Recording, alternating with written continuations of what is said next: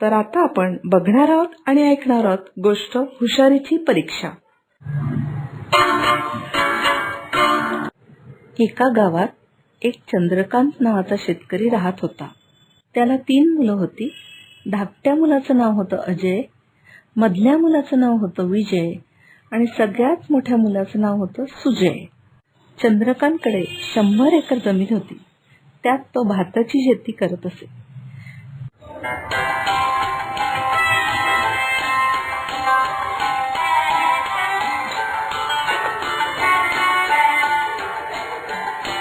त्यातून मिळालेल्या उत्पन्नात तो त्याचं घर चालवत असे. मुलं जसजशी मोठी होतात तसं चंद्रकांत त्यांना चांगल्या शाळेत घालतो.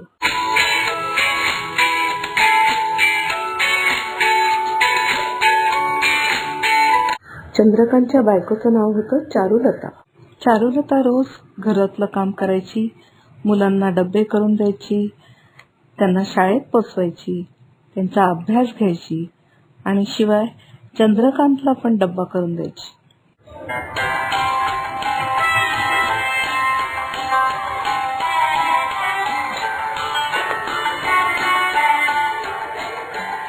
मुलं शाळेत गेली असताना वेळ मिळाला तर तीही शेतावर जायची.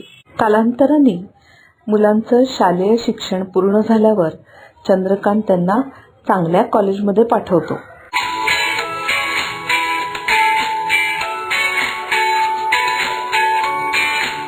चंद्रकांत 3 मुलांचं कॉलेजचं शिक्षण पूर्ण झाल्यावर त्यांचं सुयोग्य मुलींशी लग्न लावून देतो.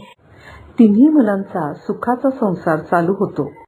चंद्रकांतला आता मात्र शेतीची कामं करून घेणं वयामुळे कठीण जायला लागलं.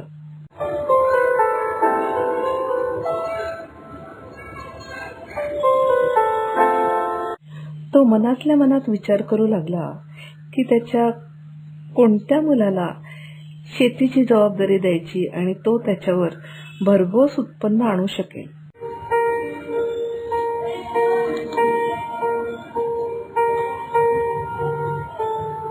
तेव्हा त्याला एक युक्ती सुचते.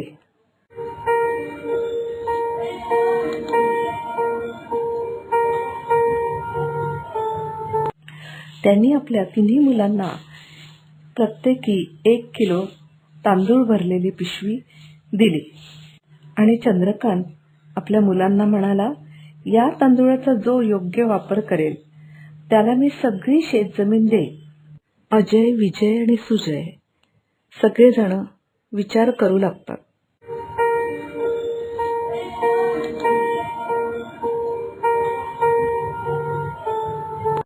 धाकटा मुलगा अजय ह्याने 1 किलो तांदूळाची पिशवी त्याच्या बायकोच्या स्वाधीन केली आणि तो बायकोला म्हणाला, ह्याचा छान भात कर.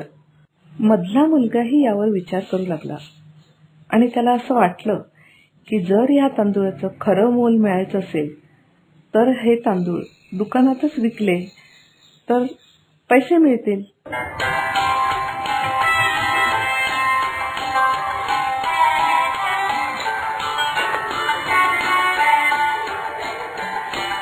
असा विचार करून विजय दुकानात जातो आणि तो तांदूळ विकतो आणि त्याला त्याचे पैसे मिळतात. सुजय मात्र अजय आणि विजयपेक्षा वेगळा विचार करणारा असतो. तो 1 किलोची पिशवी घेऊन शेतात जातो आणि मजुरांकडून पेरणी करून घेतो.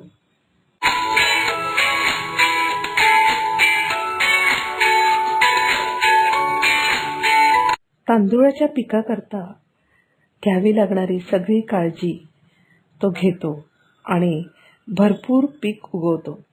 आणि एक दिवस सुजय सगळी पोती बैलगाडीत भरून घेऊन येतो.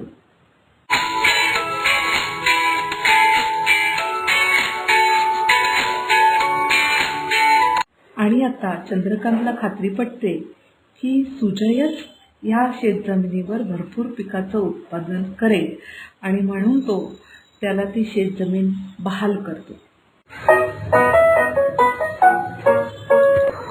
मुलांनो, ही गोष्ट तुम्हाला आवडलीच असेल. हा व्हिडिओ तुम्ही लाईक करा, तुमच्या मित्रांबरोबर शेअर करा आणि अशाच नवनवीन गोष्टी आम्ही घेऊन येणार आहोत. त्यामुळे हे चॅनल जरूर सबस्क्राईब करा. मुलांनो, तुम्हाला हवे असणाऱ्या गोष्टी तुम्ही कमेंटमध्ये जरूर सुचवा आणि आम्ही त्या जरूर दाखवण्याचा प्रयत्न करू. धन्यवाद.